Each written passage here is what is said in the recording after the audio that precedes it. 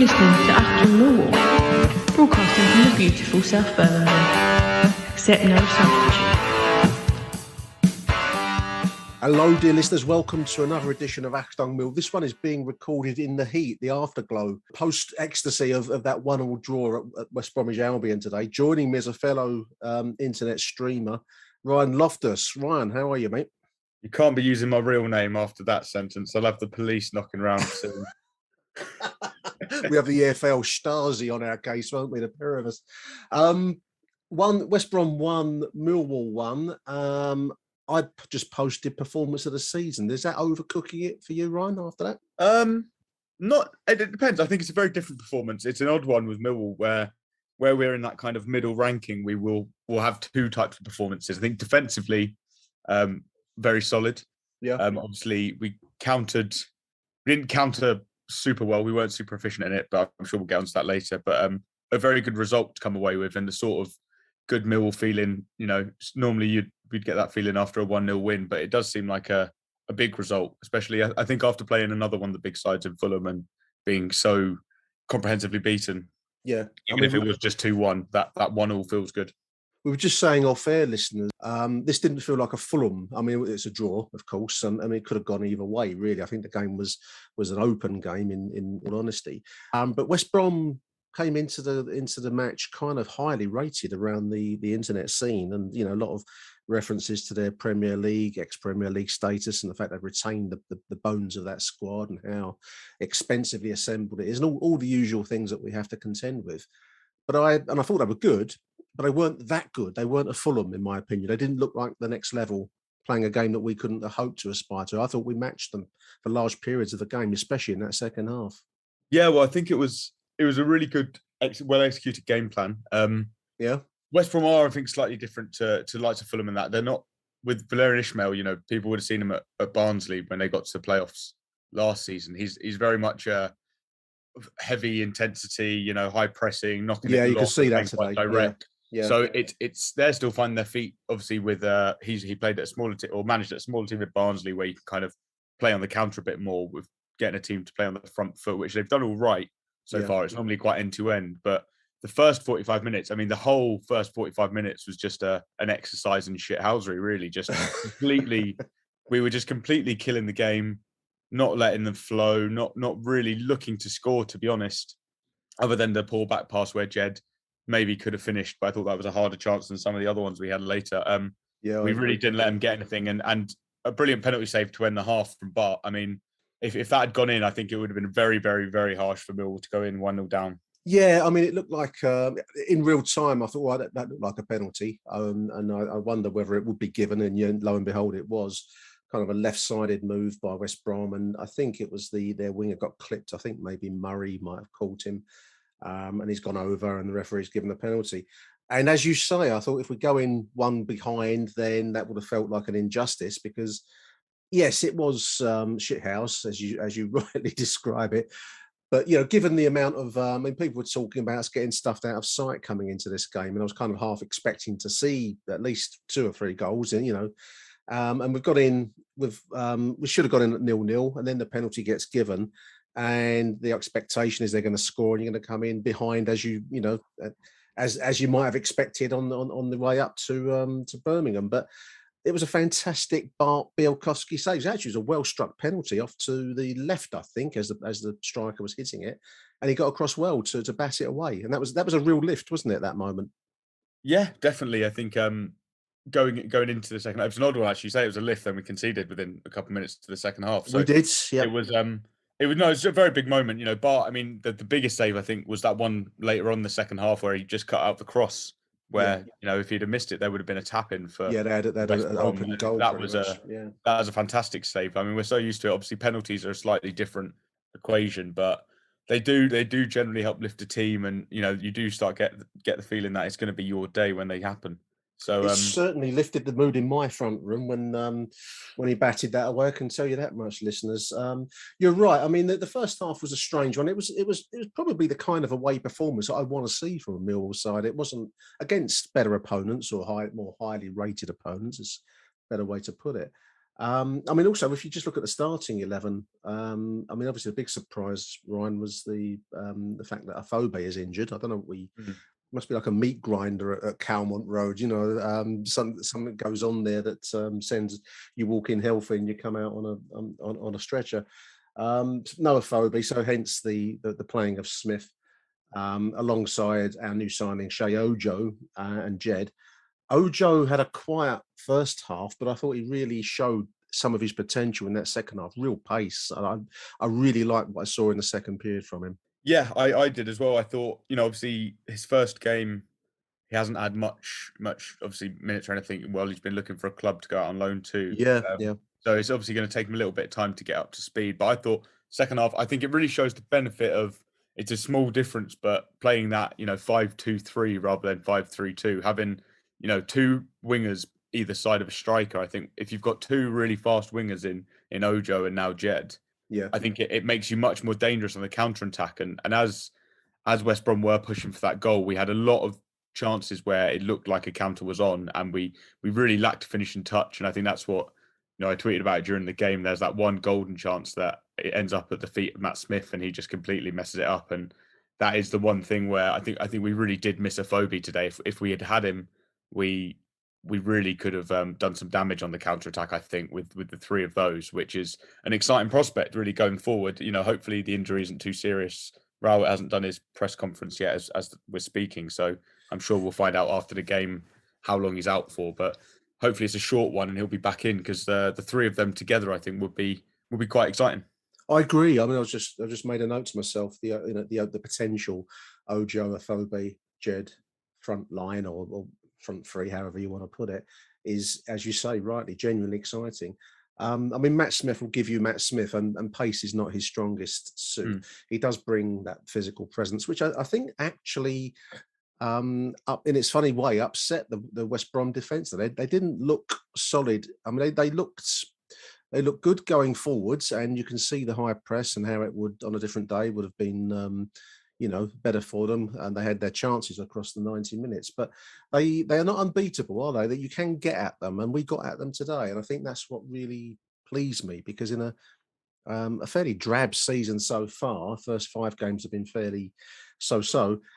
That's really pleasing. That shows Millwall spirit. That's something I started to wonder whether it was still there in this squad. And yes, listeners, I can report it is there, because that performance overall, despite only being a draw at the Hawthorns, showed me what Millwall's all about. And that's what I want to see when I follow the Lions. Yeah, definitely. A lot of determination about it, a lot of kind of last-ditch defending that went well, a lot of hard work, which is, what fans want to see. I thought Matt Smith, obviously other than being involved in a couple breakdowns, but no one had a massively impressive game attacking.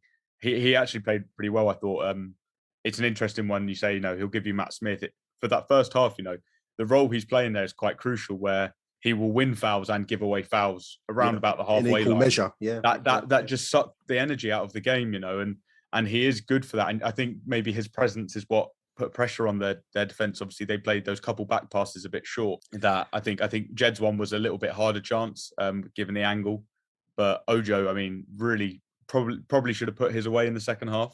He should have done at 1-0, which is a shame. But and Murray Wallace had that great chance from, I think it was a free kick or a flicked on cross. Poke across the face really of goal. Should have scored. Overall, I think we probably had the better chances overall, which is interesting. It's a weird one where if we'd had gone 2-1 up, you imagine West Brom might have thrown a bit more and it could have been a different result. But it's classic Millwall in terms of not taking our chances, but not classic Millwall in terms of throwing it away towards the end. So anyone, I think, would have been happy with the point going into this one. So to come away with one's pretty good way to go into kind of a next run of fixtures where we have more games that look winnable.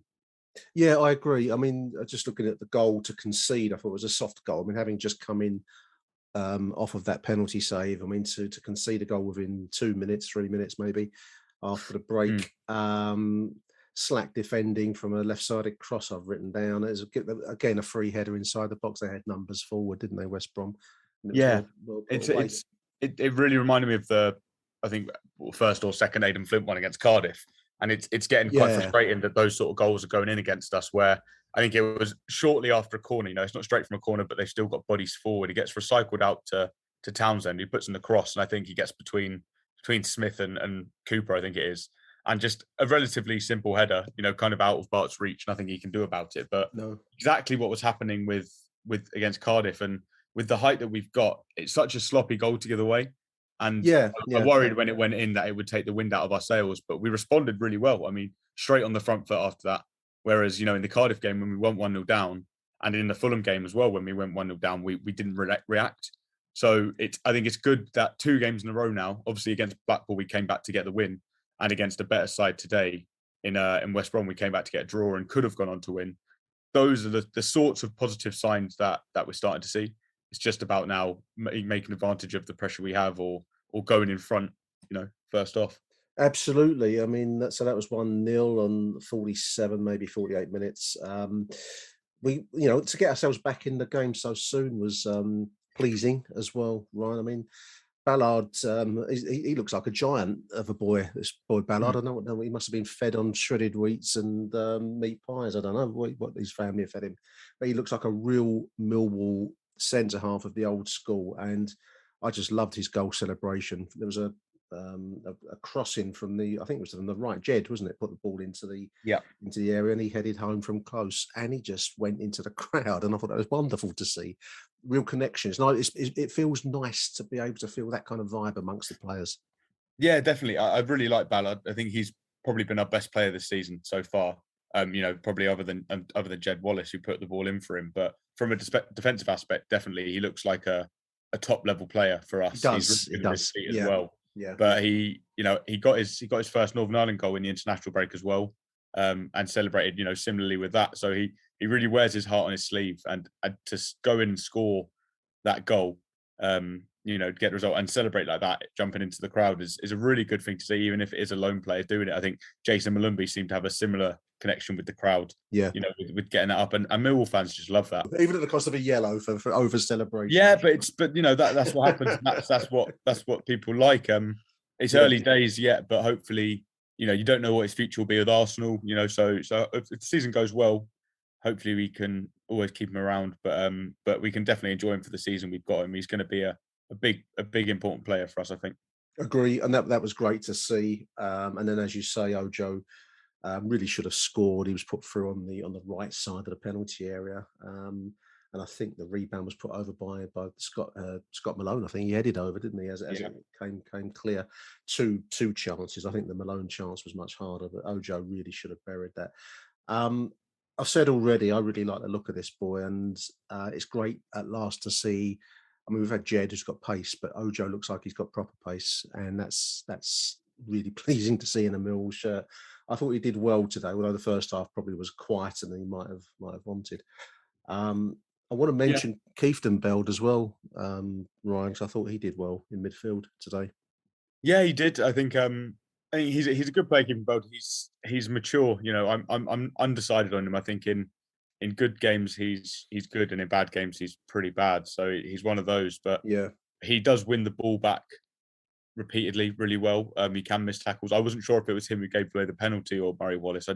Couldn't quite work it out. I couldn't tell. The shot was too long for you to really see any detail. But no, he is an important player. I think he can sometimes kind of burden his midfield partner with quite a bit of work.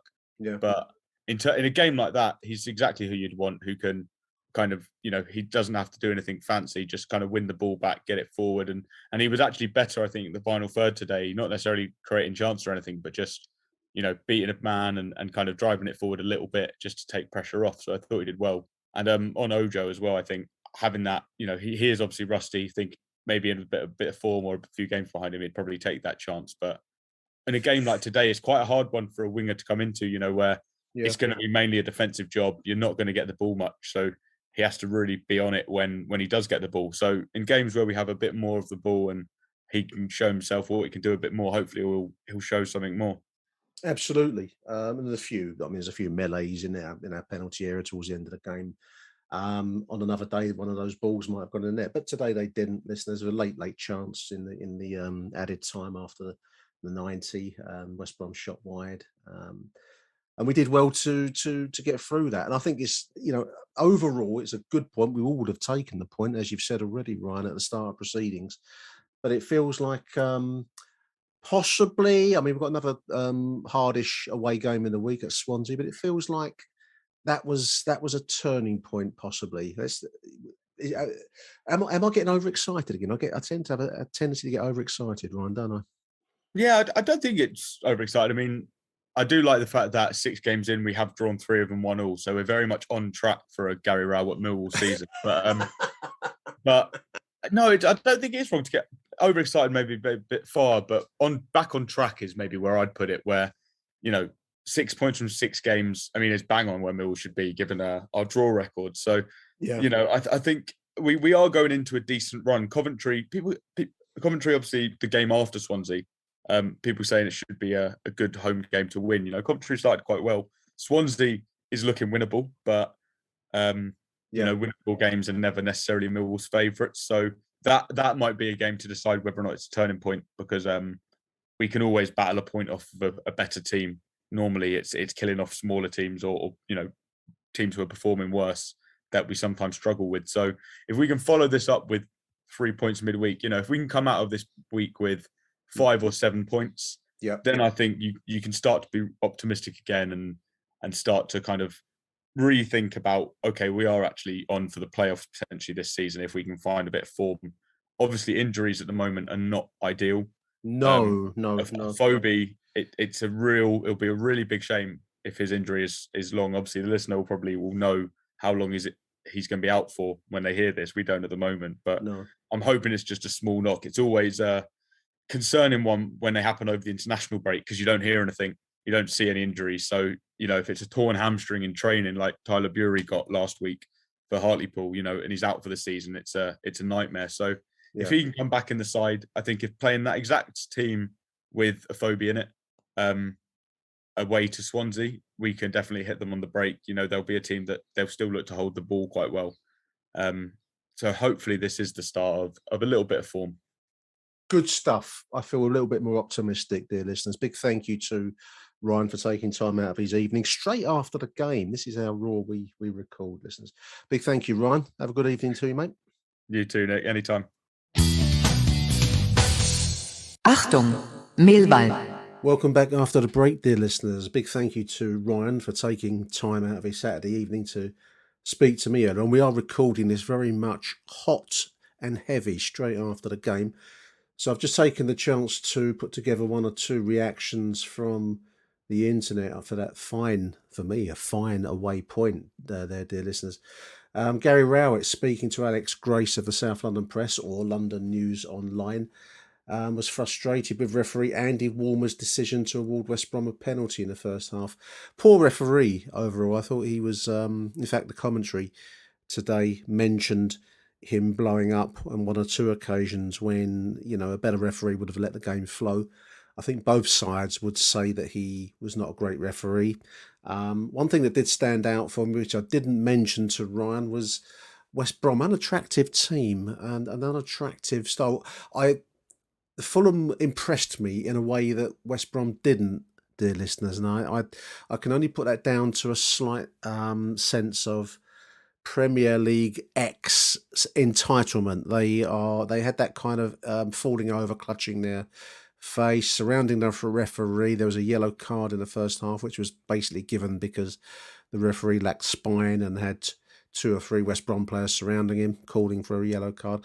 They had that kind of, as I say, Premier League entitlement is probably the best way I can put it. Unattractive, I found it. Gary Rowett speaking in the press conference didn't think that we had a couple of penalty shouts, which he didn't think was so. He does mention the poor goal. I think one of the things that I found strangest about this season has been our fragility in defence. And today was a typical example of Millwall giving away a silly goal, one that would have been dealt with, perhaps with the missing Sean Hutchinson. I don't know. The defence did perform some heroics today. Murray Wallace and Jake and Daniel Ballard each did their bit, but somehow they're just not communicating as a group at the moment. Well, not well enough, put it that way. And the goal was a consequence of that. A straightforward crossing from the left headed home, as we said, speaking to Ryan. So he mentions that himself. It must be an area that we need to improve on. I thought there was a lot that we could take out of today's game, a lot that was positive for me, but also the usual story, the usual Millwall story of areas to improve. Jake Sanders posting on Twitter. Jake, I'll have to get you back on the show soon, Jake.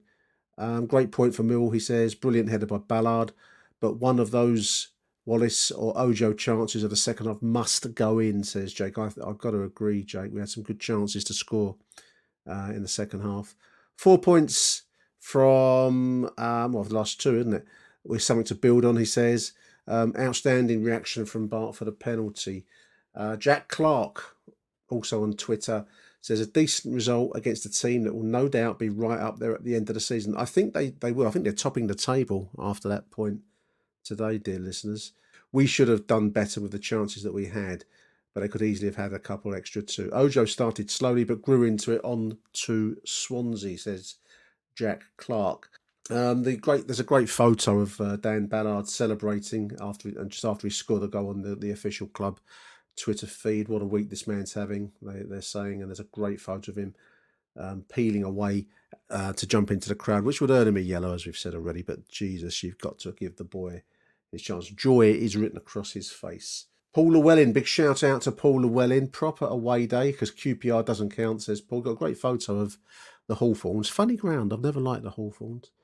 Proper away day, he says, since Nottingham Forest last March, and we're fucking loving it, he says. Bart the legend.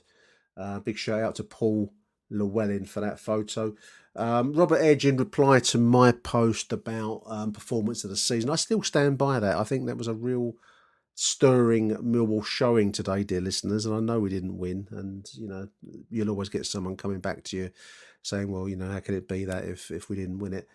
Robert Edge, rightly replying to me, says you have to take your chances. Yes, you do. We had a couple of gilt-edged chances. That one for Ojo really should have been put away late in the second half. And he asks a question, a good question actually. Why does it take going 1-0 down to make Millwall play attacking football? Play like this from the first minute, says Robert. And we are 123 up at half time. That would be good, wouldn't it? 123 goals in 45 minutes. I take your point, Robert, and I like the hyperbole of that statement. I like that. Daniel Hill totally agrees that we played really well today. Just a shame we couldn't score with those one-on-ones, he says. Right, so I do agree. Just one final point a couple of final points before I close out, dear listeners. I just want to give a shout out to Adrian Wisson, our kit man, the club's kit man. He's been in for an operation. He was mentioned on the commentary today by Max. Big shout out to Adrian, who's had I think he's had double lung transplant. Did I hear him say? He's very well known, Adrian, very well respected around the support. Everyone knows Adrian, and I just want to add my best wishes to him as he recovers from clearly major surgery. So Adrian Wisson, big shout out to you, mate. And finally, if I may, dear listeners, I just want to mention Tyler Bury, who has rejoined us from Hartlepool, where he's on loan, who's injured himself. A 12-week, minimum 12 weeks out of the game. A grade 3 tear on his hamstring, according to the club's medical team. So big shout to Tyler. Clearly he's been doing well in there in League 2 up at Hartlepool, scoring goals, and a player for Millwall of some promise. And let's hope he's back very, very soon. So there we have it, dear listeners. Thank you for listening to this quick and dirty show. This is very much, grab your toothbrush, get in the back of the car and shoot off for the night. We'll book a motel on the road kind of show.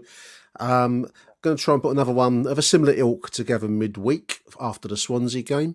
I'm not around for the Coventry one next week, so I'm going to try and do my best to get something out to you for next weekend. But we'll certainly be back midweek. Until then, dear listeners, big thank you to Ryan. Thank you to you too for listening. And up the Lions. I'm feeling good tonight. Arrivederci Millwall. Bye for now. Achtung, Millwall. Who do you want to watch?